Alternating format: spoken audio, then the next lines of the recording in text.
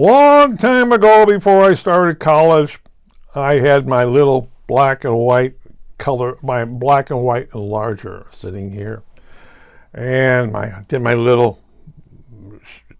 developed my own film. I did this myself because I wanted to learn how to do things, and I should do my little stuff. It doesn't. If I don't get the temperature right, it doesn't come out right.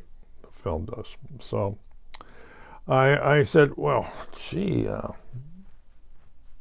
I'm not too sure. So I bring it to a photo place, and they developed it for me, and they give me a contact sheet on it. Oh, okay. And they said, well, we can, you look at that, you circle what you want, and we can enlarge it for you. I said, well, I try it at home. I said, I tried it at home. I get my paper, black and white paper, and enlarge it here. And my water temperature doesn't come out right, so I bring it back there. I get some photos on that. What we all do. And the same thing with color. My girlfriend said, "You can do me," and I says, "They won't allow it." Why not? Don't you like what you see? Yes. Well, you can take pictures of me. And they said they will not allow it. They will take it. They won't, we can't do it. Why not?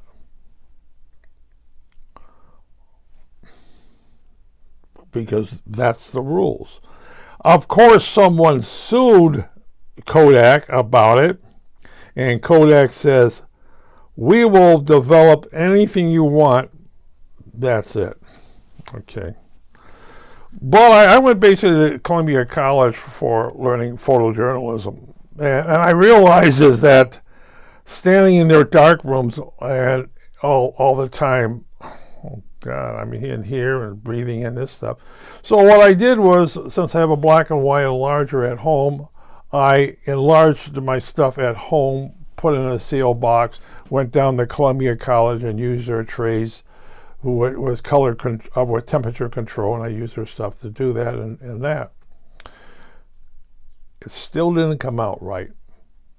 My instructor said, that doesn't look really good compared to the other students over here. Oh, their stuff was right on.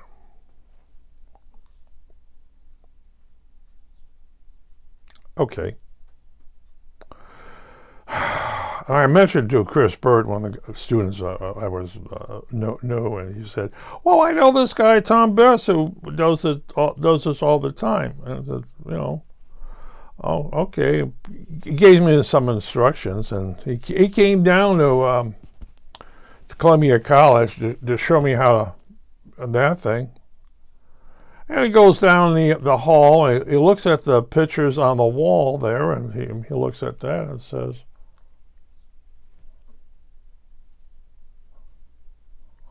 "You see that picture there?"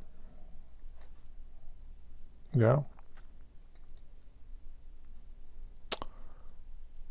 I enlarged that.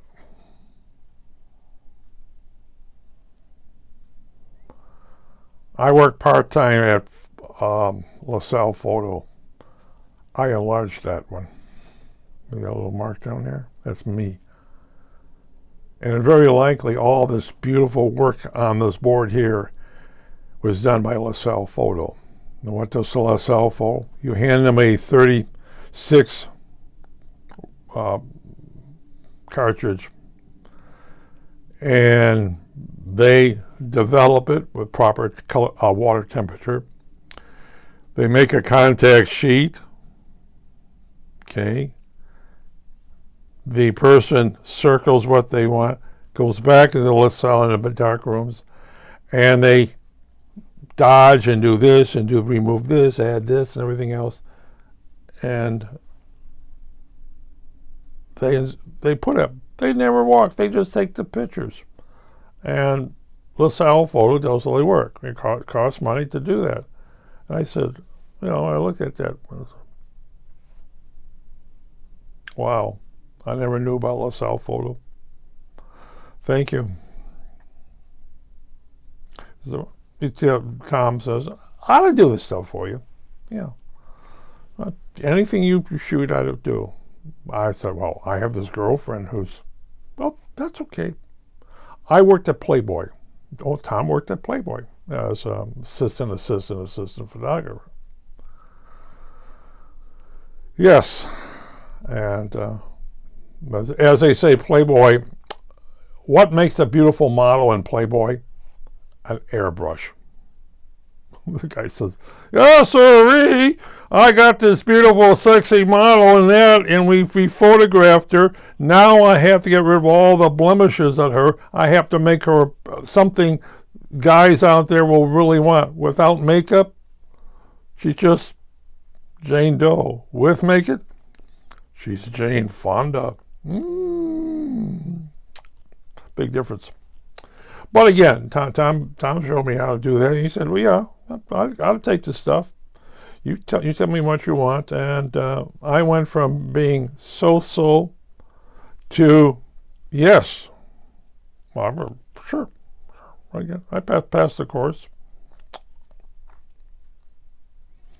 And, oh, yeah, really up to par. Because far as all the instructor knew, everybody was using the darkroom. They were doing the same thing. I did tell Tom to put a couple mistakes in the photos, so it doesn't look that great. Maybe something dodging, a little something just there, just so it's imperfects. Because I don't want to be caught, as these guys have been doing at LaSalle Photo. Now, of course, today it's totally different, because today you happen to have what happened to what happened to Kodak and still photography, a 35 millimeter still photography, is that the digital camera and Photoshop. Now think about it. Photoshop. Wow. Yes, somebody could sit on their computer and do the corrections. And Photoshop is layers, and you remove something in the background, you add something in the background. That's right. You take the wedding photography and you move the person to somewhere else. You use a green screen or a blue screen or some kind of screaming. You just remove that and put back in the stuff. And that's Photoshop. Now, using AI is a dream for Photoshop, because now you can take that couple and put them everywhere you want. You want to add clouds and everything, it's all digital. You just cut and paste your whole image. And now they're on this tropical island and what have you. You can even help the groom and male to be more artistically acceptable to view.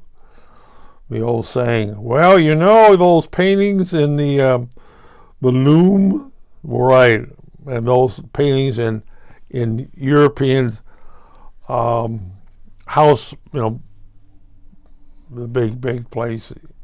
Why, this was my answer from 1400. Did your answer really look like that? Nah, he was a fat slob, but here he's a stud. Yeah. But would I wish I had Photoshop back in that time?